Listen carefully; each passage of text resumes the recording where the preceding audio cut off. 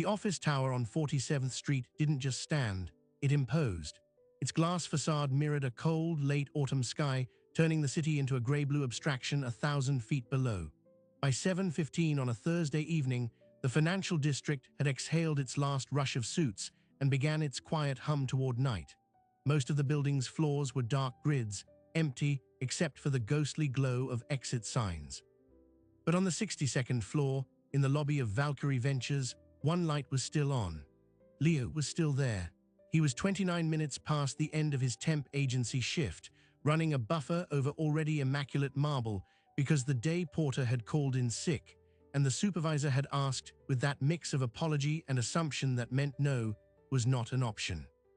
His shoulders held the specific ache of a man who'd been on his feet for 10 hours, first hauling archive boxes, then polishing floors. The kind of ache that settles into the bone and whispers the number of years until 40. He was 32. He looked it on days like this. Not old, just practical. His hands were competent, his khakis clean but worn soft at the knees. He had a 5-year-old daughter, Maya, waiting at his sister's apartment, probably already in her pajamas, probably negotiating for one more story. He was a single father. His wife, Sarah, had left 3 years ago, not with death, but with a different kind of silence, a text message and a one-way ticket to LA, following a dream that had no room for a toddler or a husband who worked 2 jobs. He thought of Maya, and the ache in his shoulders eased a fraction. He almost didn't hear her. The lobby was a cavern of quiet, just the whir of the buffer and the distant sigh of the HVAC. But a sound came, not a cry, not a word, a small shuffling step on the too smooth floor. He looked up. And he saw her, a little girl no more than 5, standing alone in the vast, polished space. She wore a rumpled unicorn sweater and leggings, one sock slightly down. Her light brown hair was in 2 messy pigtails. She was utterly, completely out of place. She blinked, looking around the sterile lobby, her lower lip beginning to tremble. Then her eyes landed on Leo, the only other person in the shining, empty world. She took 2 wobbly steps forward, her small sneakers squeaking on the floor. She stared up at him, her face a mask of lost confusion. And then she spoke a single word, clear as a bell in the silent, multi-million-dollar lobby. "Daddy." The man was Leo, a temp filling in for the night cleaner. The child was Ilara Vance, sole heir to the Valkyrie Ventures empire. In that word, *daddy*, were 2 incompatible worlds colliding, and for Ilara it was a word she had never, ever spoken to another man, not even to her own father. Which is why, when her mother, CEO Elena Vance, emerged from her office and saw her daughter's hand reaching for a stranger's, her own world stopped. This was more than a child's mistake. This was a silent scream, heard in a single word, and it would unravel a story no one saw coming.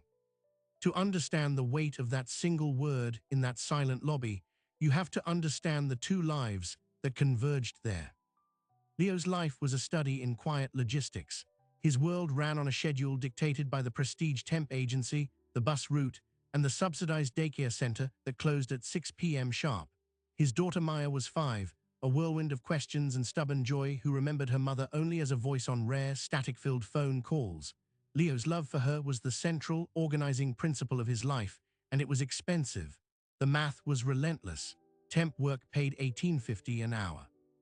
Daycare cost $1,200 a month. The apartment in Astoria, with its single bedroom and windows that rattled when the subway passed, cost $2,000. The numbers never quite added up, which is why he took the night porter shift when it was offered, even though it meant calling his sister, Gina, and asking for the 3rd time that week if Maya could stay just a little longer. He was good with his hands. He could fix a leaky faucet, build a sturdy bookshelf, and calm a scared child with the same steady patience. But in an economy that valued spreadsheets over solidity, his kind of competence was a commodity, booked in 8-hour blocks, with no benefits and no promise of tomorrow. He didn't dream of more, he planned for the next week. The ache in his shoulders was just a part of the weather system of his body. 62 floors above the city streets, in a world made of different numbers, was Elena Vance. Her life was not dictated by bus routes, but by board meetings, earnings calls, and the relentless growth of Valkyrie Ventures, the private equity firm she had built from a two-person operation into a billion-dollar empire. At 39, she was the youngest person and one of only a handful of women to helm a fund of that size. Her competence was measured in quarterly returns and successful exits. Her uniform was the sharp black blazer, the sleek low bun, the expression of unassailable control. And she was a mother.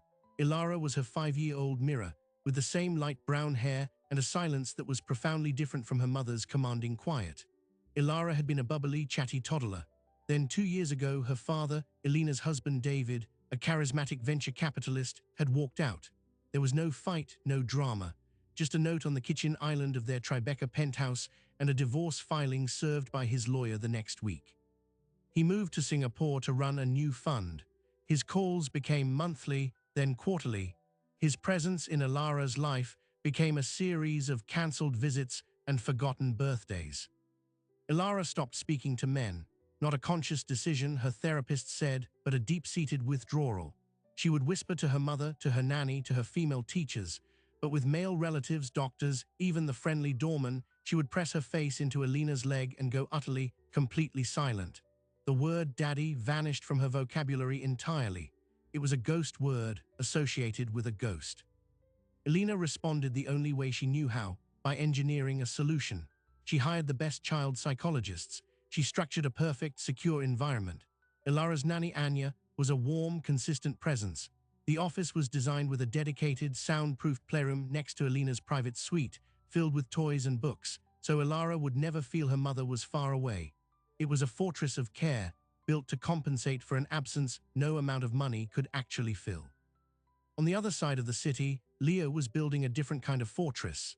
His was made of routine, of pickup times and packed lunches and the nightly ritual of reading to Maya until she fell asleep against his arm. He didn't have time for anger about his own abandonment, only a dull fatigue that lived behind his ribs. His love was active, verb-driven. He cooked, he cleaned, he showed up. The night it happened was a convergence of small failures. Anya, the nanny, had gotten a distressing call from home about her own mother's health. Distracted, she'd stepped into the hallway to take it, assuming Ilara was engrossed in her drawing in the playroom. The magnetic lock on the playroom door, usually so reliable, had failed to fully engage when Elena had popped in earlier to kiss Ilara goodnight. And Ilara, seeking her mother, had pushed the heavy door open. She wandered the empty, carpeted executive hallway, a small figure in a sea of wool and polished chrome, until she found the glass door to the main lobby. It was unlocked. Leo was in his own world, the rhythmic whir of the buffer drowning out all other sound. He was thinking of Maya, hoping Gina had remembered to give her the allergy medicine, calculating if he had enough for a pizza as a treat tomorrow. He didn't hear the small footsteps. Until he did. He turned off the machine. The sudden silence was vast, and there she was, a little girl lost in a canyon of glass and money. He knelt down, instinctually bringing himself to her eye level the way he did with Maya. He didn't touch her, he just smiled, a warm, gentle smile born of 1,000 bedtimes and skinned knees. "Hey there," he said, his voice soft. "Are you a little lost?" Ilara stared at him. She studied his face, the kind eyes, the lack of threat, the posture that was open, not looming. In his simple blue shirt and rolled sleeves, he didn't look like the sharp-suited men who sometimes visited her mother. He looked like safety. And from a place deeper than memory, a word surfaced, a word tied to a feeling she had lost, a feeling this stranger's posture inexplicably promised. "Daddy." The door to the executive suite burst open. Elena Vance stood frozen on the threshold, her hand still on the glass, her face, a mask of CEO composure just seconds before shattered. Her gaze flew from her daughter's outstretched hand to the kneeling temp worker's face. She saw no malice there, only a startled kindness. But that didn't matter. What mattered was the word hanging in the air between them, a word her daughter had not uttered in 2 years. A word she had never given to the man who actually was her father. Anya appeared behind Elena, her hand flying to her mouth in horror. Leo stood up slowly, holding his hands out slightly, a universal gesture of "I mean no harm." "Ma'am, I'm so sorry," she just wandered out. "I was just..." Elena didn't hear him. She was across the lobby in 5 swift strides, sweeping Alara into her arms. The child buried her face in her mother's neck, suddenly shy. Elena's eyes, glistening with a turmoil she couldn't name, shock, fear, a devastating hope, locked with Leo's. "Who are you?" she asked, her voice not cold but tremulous, stripped of all its professional armor. Leo Matheson. I'm with the temp agency, filling in for the night porter. I was just buffing the floors." Elena held her daughter tighter. She looked at this man, this stranger in a worn blue shirt who had, in one unguarded moment, unlocked a door in her child that she herself had been unable to open for 2 years. The silence that followed was louder than any word. It was filled with a single, staggering question. What had just happened? In the taut silence that followed, 3 separate realities crystallized. For Leo, it was a simple, professional nightmare. He had overstepped. He had spoken to the CEO's child, a child who, he now realized with a sinking heart, had called him Daddy Asterisk. He saw the shock on the mother's face, the horror on the nanny's. This wasn't just a mistake, it was a catastrophic breach in the invisible rules that separated his world from theirs. His mind raced to the consequences, a call to the agency, termination, a black mark that would make finding the next job harder. He thought of Maya, of rent due in 12 days. "I'm so sorry," he repeated, the words feeling utterly inadequate. "She just walked out. I was just asking if she was lost." For Anya, the nanny, it was a failure of such profound magnitude that it felt like a physical blow. Her one job in a list of very specific jobs was to be the barrier between Alara and the world. She had let the barrier fail. The child had wandered, unsupervised, into a lobby with a strange man. She saw the look on Elena Vance's face, not just surprise, but a kind of raw, unveiled emotion she had never witnessed before. She knew with a cold certainty that her employment was over. But for Elena Vance, reality had split open. The CEO, the strategist, the controller of outcomes was gone. In her place was just a mother, holding her daughter, staring at a man who had somehow impossibly become a key. The word asterisk daddy echoed in her mind, not as a mistake, but as a diagnosis. It was proof of a wound she had been trying to suture with therapy and perfect environments for 2 years. And this stranger, this man in a blue shirt with kind eyes and calloused hands, had somehow touched it. She didn't fire him, she didn't call security. She took a slow, deep breath, and the CEO began to reassemble herself, piece by piece, over the raw nerve of the mother. "It's not your fault, Mr. Matheson," she said, her voice regaining its steadiness, though it was quieter now. "An oversight with a door lock. Anya, please take Alara back to the playroom and get her ready to go home." The dismissal was gentle but final. Anya, near tears, nodded and coaxed Alara from Elena's arms. The little girl went, but she looked back over Anya's shoulder, her eyes finding Leo once more before the glass door swung shut. Elena turned back to Leo. She studied him, really studied him. The worn shirt, the tired but open face, the way he held himself, not with subservience, but with a quiet dignity. "You have a child," she stated. It wasn't a question. "A daughter, Maya, she's 5. And you're working late." "It's the job," he said, with a small shrug that conveyed volumes. Elena nodded, as if filing the information away. "The agency will still pay you for the full shift. Please finish your work." And then she turned and walked back to her office, leaving Leo alone in the vast, silent lobby, more confused than ever. But Elena did not go to her desk. She went to the security terminal in her private office and rewound the lobby feed. She watched the silent black and white footage. She saw Alara push the door open, Wanda stop. She saw Leo turn off the buffer, kneel down. She watched his body language, open, non-threatening, kind. She saw Alara study him. And then, though there was no audio, she saw the shape of her daughter's mouth form that single, seismic word. She watched her own entrance, saw the shock on her own face. She watched it 3 times. The emotional calculus was overwhelming. This man was a variable her perfectly engineered world had not accounted for, and her daughter, her silent, withdrawn daughter, had responded to that variable. The next morning, a Saturday, Leo's phone rang. It was a blocked number. He answered, expecting the temp agency manager with a termination. "Mr. Matheson, it's Elena Vance. Her voice was crisp, professional. "I need to speak with you, in person. Would you be available to meet at my home this afternoon? I'll send a car." Leo sat on the edge of his bed, the threadbare comforter under his hand. Maya was in the next room watching cartoons. A car, a home meeting. This was not a firing. This was something else, and that something else was terrifying, he agreed. The car was a sleek, silent sedan.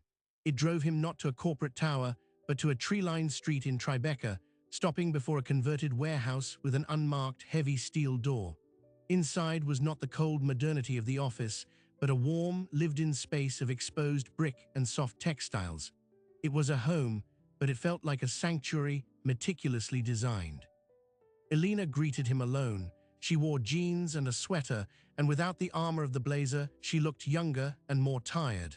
"Thank you for coming," she said, leading him to a sun-filled living room. "Can I get you coffee? Tea?" "Coffee's fine, thank you." She prepared it herself, moving around the spacious kitchen with an efficiency that was still corporate, even here. She brought 2 mugs over and sat across from him. For a long moment, she said nothing, just watched him. "I reviewed the security footage," she began finally. "You acted appropriately, you were kind. I want to apologize for my reaction, it was personal." Leo nodded, unsure where this was going. "My daughter, Ilara, she hasn't spoken to a man, beyond one-word answers to doctors, in over 2 years, not since her father left." Elena's gaze was direct, unwavering. "She hasn't used the word daddy since the day he walked out, until last night, with you." The weight of the statement settled in the room. Leo finally understood the magnitude of what he'd witnessed.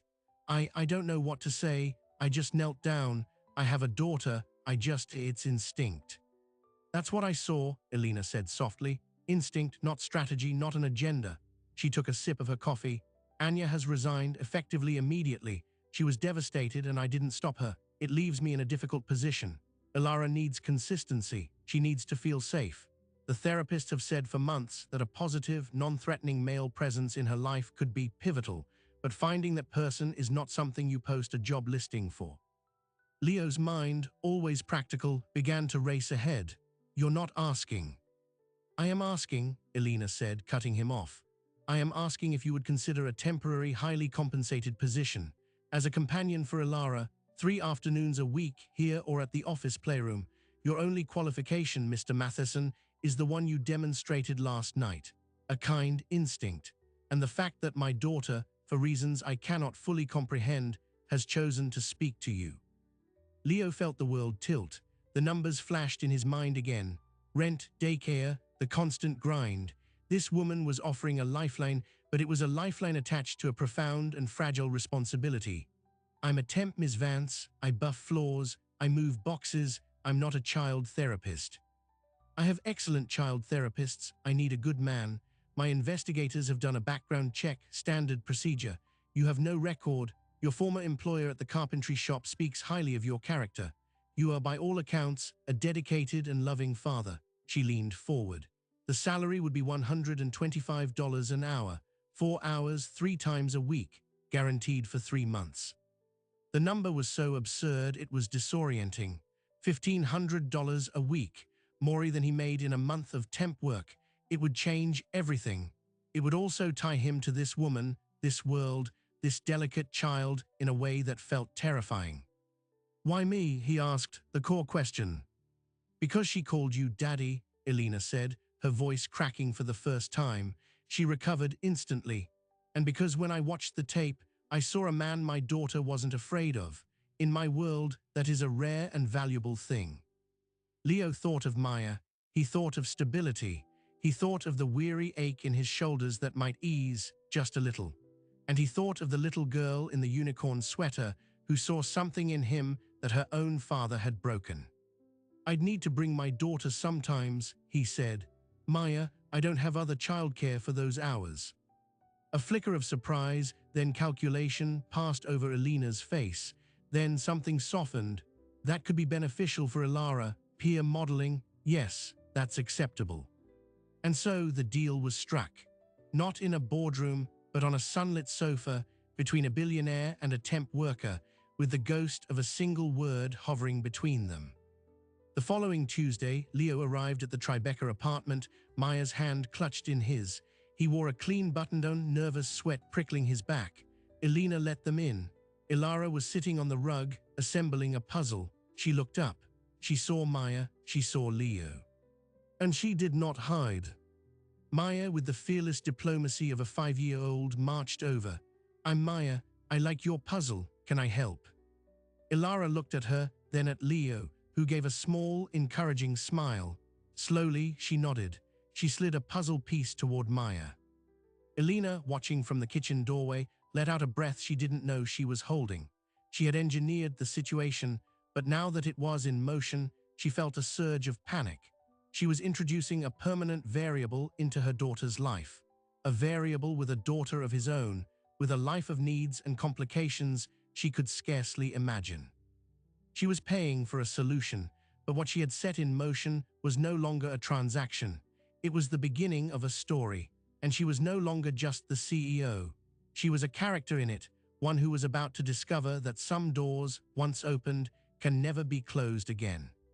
For the first month, it was a perfect private experiment. Leo and Maya arrived every Tuesday and Thursday afternoon and Saturday morning. The two girls, Ilara and Maya, formed an instantaneous, uncomplicated bond. They built block towers that reached for the high ceilings, their chatter filling the once silent apartment. Ilara, with Maya as her translator to the world, began to bloom. She laughed, she argued over crayons, and she talked to Leo, not just one-word answers but sentences, questions. "Leo, why is the sky blue?" "Leo, can you fix this?" She never called him daddy again, but the word hung in the air, a foundational stone upon which this new structure was being built. Leo was simply himself, patient, present, solid. He fixed a wobbly chair leg in the playroom. He showed both girls how to plant herbs in pots on the balcony. He was a calm, steady presence in the curated world of the Vance apartment. Elena watched, at first from a distance, then gradually from the same room, working on her laptop, while the chaos of childhood unfolded around her. She saw the change in her daughter. The silent withdrawal was being replaced by a cautious, joyful engagement. The therapists confirmed it. Ilara was making unprecedented progress. And Elena found herself watching Leo too, not as an employee but as a man. She saw the way he listened to Maya's endless stories with genuine attention. She saw the gentle, non-condescending way he explained things to Ilara. She saw the quiet competence in his hands as he repaired a toy. It was a kind of masculinity she had forgotten existed, one built on nurture, not conquest. It disarmed her completely. One rainy Saturday, Maya was with her aunt. It was just Leo and Ilara building an elaborate train track. Elena brought them apple juice, then lingered, leaning against the doorway. "She trusts you," Elena said quietly, after Ilara had run to her room to fetch a specific engine. Leo looked up, wiping his hands on his jeans. "She's a great kid. She just needed a safe place to land." "You provide that," Elena said. It wasn't a compliment. It was an observation that felt like a confession. "I've spent 2 years and a small fortune trying to create that safety. You just are it." Leo met her gaze. The professional barrier between them had long since dissolved. "You provide it too. She talks about you all the time. My mommy knows everything. My mommy is the strongest," he smiled. "She's not wrong." Elena looked away, her throat tight. In that moment, the transaction was gone. What existed between them was a fragile mutual gratitude, and something else, something warmer and more dangerous, that neither dared name. But the world outside the apartment was not so kind. Rumors, as they do in cloistered worlds of wealth and power, began to circulate. The nanny, Anya, in her hurt and humiliation, had spoken to a friend who worked for another family on the same street. The story of the lost heiress, the temp worker, the word daddy, began to mutate. By the time it reached the ears of David Vance, Elena's ex-husband, in Singapore, it had become a scandalous tale. The reclusive billionaire CEO had hired a handsome, down-on-his-luck laborer as a live-in male nanny for their emotionally disturbed daughter. David Vance saw not a story about his daughter's healing, but an opportunity. His own fund was facing liquidity issues. His relationship with Ilara was a legal footnote, but the custody agreement gave him certain rights and responsibilities he had long ignored. More importantly, Elena's personal life was a closely guarded asset. A scandal could be leveraged. He didn't call Elena. He hired a private investigator in New York. Meanwhile, the arrangement evolved. Elena began asking Leo to stay for dinner after his shifts. The table for two became a table for three. The conversations moved from Ilara's day to books, to politics, to the quiet struggles of single parenthood that transcended bank accounts. One evening, cleaning up after pasta, their hands brushed over the sink. They both froze. The air in the kitchen became charged, tangible. "Elena," he started. "Don't," she whispered, but she didn't pull her hand away. "This is not in the contract." "I know. It's irresponsible." "Probably." She turned to face him. The sleek CEO was gone. In her place was a woman terrified of wanting something she couldn't control. "You work for me." "I know that too," Leo said, his voice low, "but I'm also here, and so are you." It was the closest they came to an admission, and it was in that charged, vulnerable space that the outside world crashed in. A week later, a courier delivered a thick manila envelope to Elena's office. Inside were photographs. Leo leaving his apartment building with Maya. Leo entering the Tribeca building. Leo at a park with Ilara and Maya, pushing them on swings. And a detailed report. The cover letter was from David Vance's lawyer. It was cool, legal, and devastating. It expressed grave concern for Ilara's welfare given her mother's highly unorthodox and potentially exploitative relationship with an unvetted, financially unstable individual. It cited Leo's temp work, his modest income, his lack of formal credentials in child development. It suggested that Elena's judgment was compromised and that this environment might not be in Ilara's best interest. The subtext was clear. This could become a custody challenge, or it could go away for a price. Elena's blood ran cold. This wasn't about Ilara. This was a shakedown. David saw a weakness, her emotional engagement, and was moving to exploit it. The threat was twofold: the potential to destabilize Ilara's progress and the potential to damage Valkyrie Ventures if the story went public. "Billionaire heiress in danger" was a headline that wrote itself. She called Leo to the office, her voice clipped and professional on the phone. When he arrived, she slid the envelope across her desk. He read it in silence, his face hardening with each page. When he looked up, his eyes were dark with a quiet fury. "He thinks I'm a predator. He thinks you're a variable he can use against me," Elena corrected, her voice tight. "My world is built on controlling variables. I failed to control this one, and now it's being used as a weapon." "What do you want to do?" Leo asked, setting the papers down. "The lawyer's recommendation is to terminate our arrangement immediately, to cut all contact, to demonstrate that I prioritize Ilara's stability and my own judgment above all else." She couldn't look at him. "It's the clean, corporate solution." Leo nodded slowly. He'd been expecting this shoe to drop from the beginning. The math was simple again. He was a liability. "Okay," he said, his voice flat. "I understand. I'll tell Maya it was a temporary job. We'll be fine." He stood up to leave, the weight of the inevitable on his shoulders. "Sit down," Elena said, her voice cracking. He paused. "I said sit down." This time her voice was steel. She looked at him, and all the fear was gone, burned away by a hotter, more familiar fire: defiance. "For 5 years, I have made every decision based on risk assessment and shareholder value and public perception. I built this company by being smarter and colder than every man in the room. And for 2 years, I have watched my daughter retreat into a shell because of a man who calculates everything." She stood, leaning on her desk. "He doesn't get to use you. He doesn't get to use her. Not again." Leo saw it then, not the billionaire, but the mother lion. "What are you saying?" "I'm saying we don't run, we don't hide. We turn this into a story he can't control." A plan, rapid and ruthless, was forming in her eyes.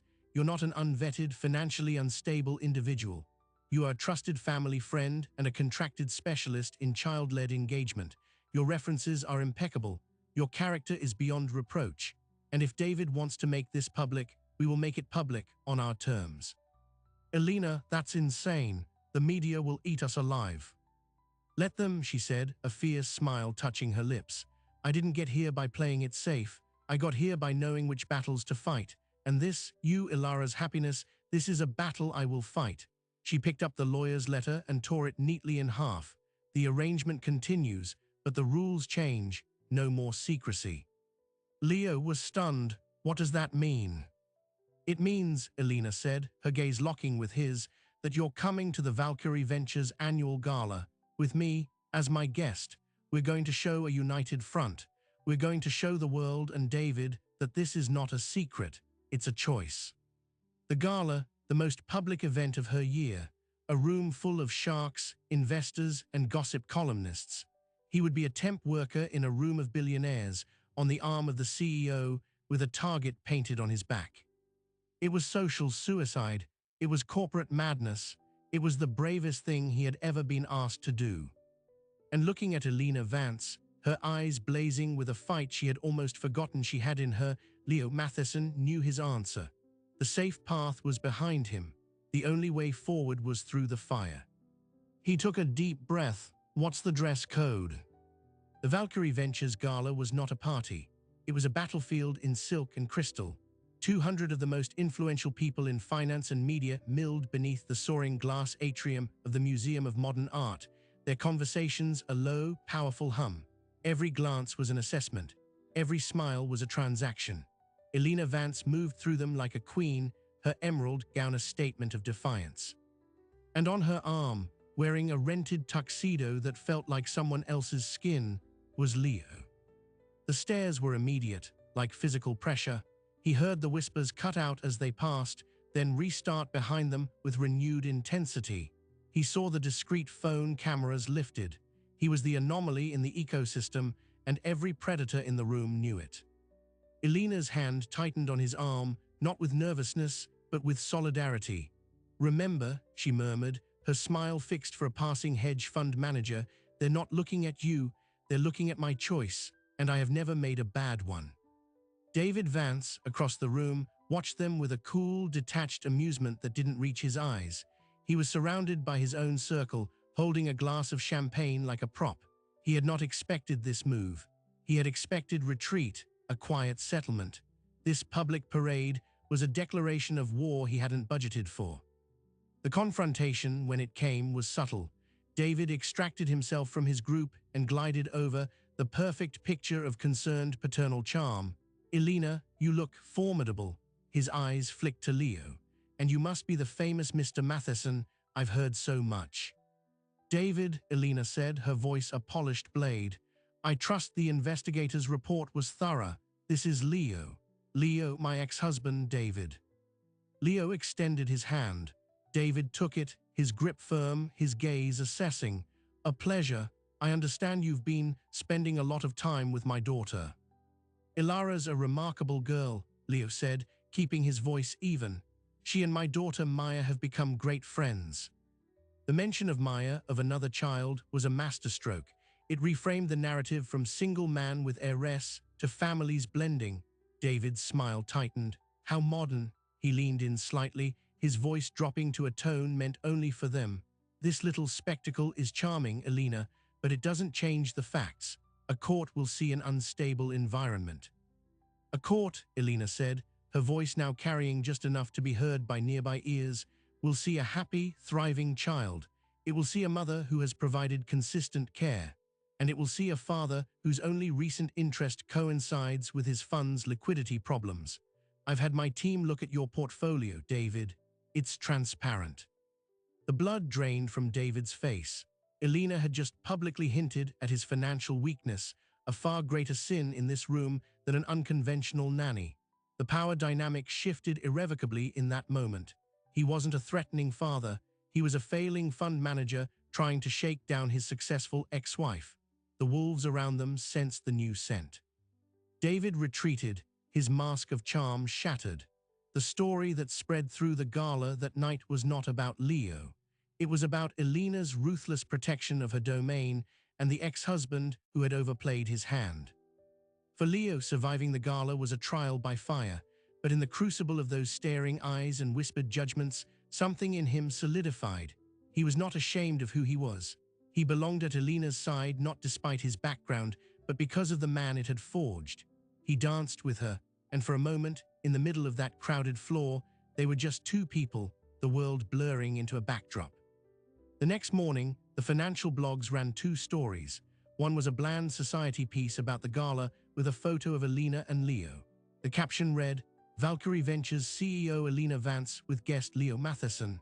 The other was an analytical piece questioning the stability of David Vance's Singapore-based fund. The custody threat evaporated silently as David scrambled to save his professional life. The external battle was won, but the internal one, the quiet revolution within their private world, was just beginning. With the threat gone, the arrangement lost its transactional pretense. Leo didn't stop coming. The 3-month guarantee passed unremarked. He was simply there, part of the fabric of their lives. He fixed the leaking faucet in the penthouse. He helped Ilara with her kindergarten project on birds. He and Elena shared coffee in the morning, talking about everything and nothing. One evening, 6 months after the night in the lobby, Elena found Leo on the balcony, looking out at the city lights. Maya and Ilara were asleep inside, a pile of limbs and stuffed animals in Ilara's bed.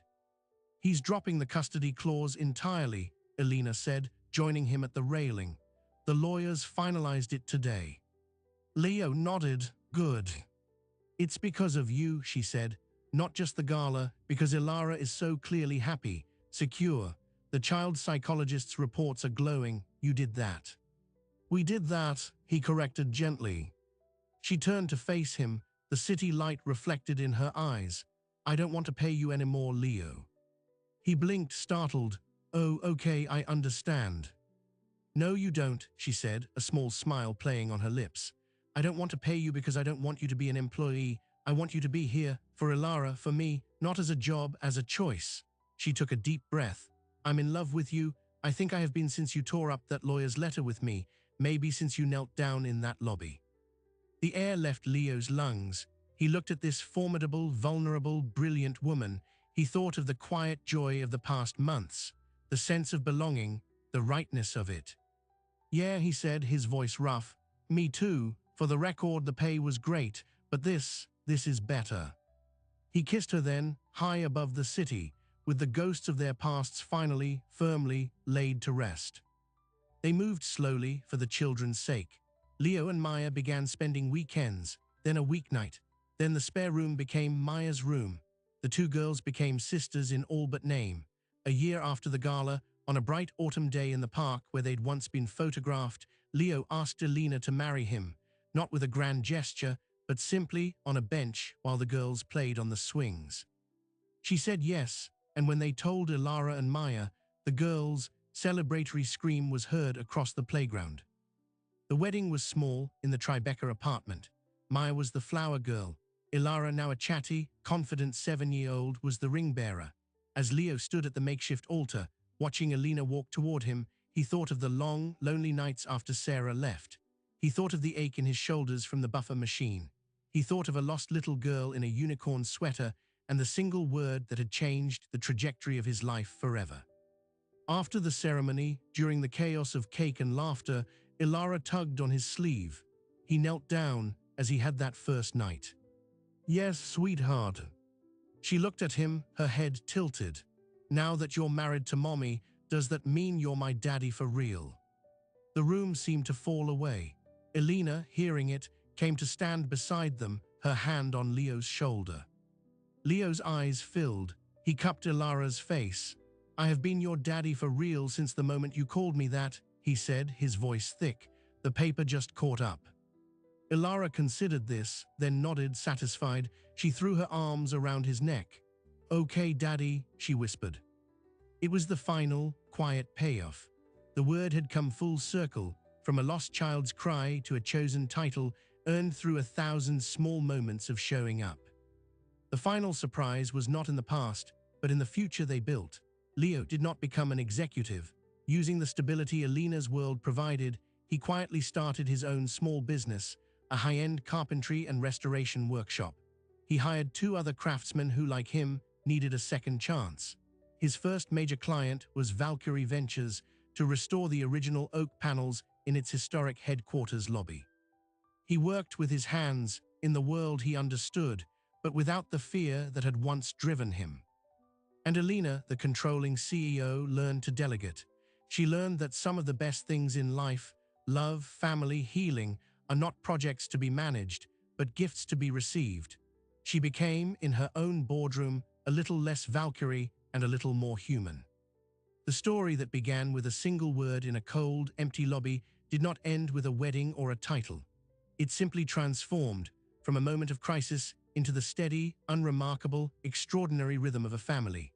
A family built not by blood or background, but by the courageous, simple act of kneeling down to meet a lost child's eyes and choosing, against all odds, to stay. So what is the true story here?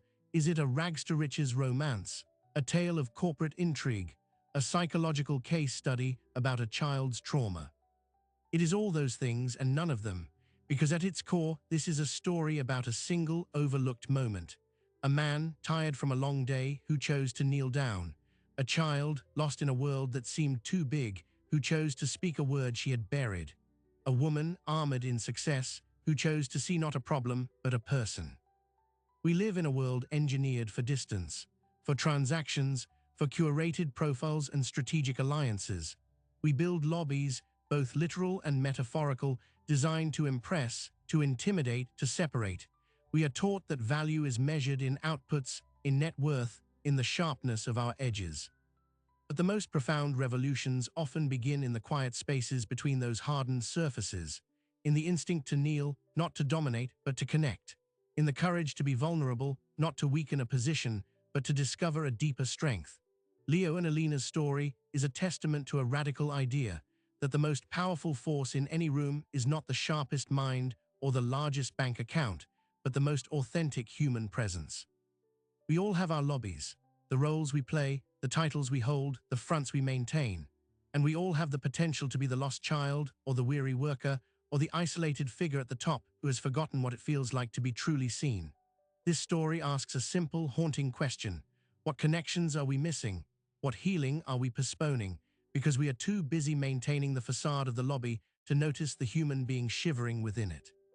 The temp and the CEO, the heiress and the single dad, these are just labels. The real story is what happened when they allowed those labels to fall away, revealing the people underneath. It's a story that challenges the very architecture of how we view class and family and love. It suggests that family is not a fact you are born into, but a choice you make repeatedly by showing up. There are countless such stories unfolding in the shadows of our own lives. Quiet epics of connection that defy expectation. That's what we're here to uncover, to find the extraordinary hidden within the ordinary, the profound logic of the human heart that makes nonsense of spreadsheets and social strata. If you believe, as we do, that the best stories are the true ones, the ones that remind us of our capacity for kindness, for courage, for unexpected love, then your journey with us is just beginning. We have so many more stories to tell. Help us find them, subscribe, and join us next time.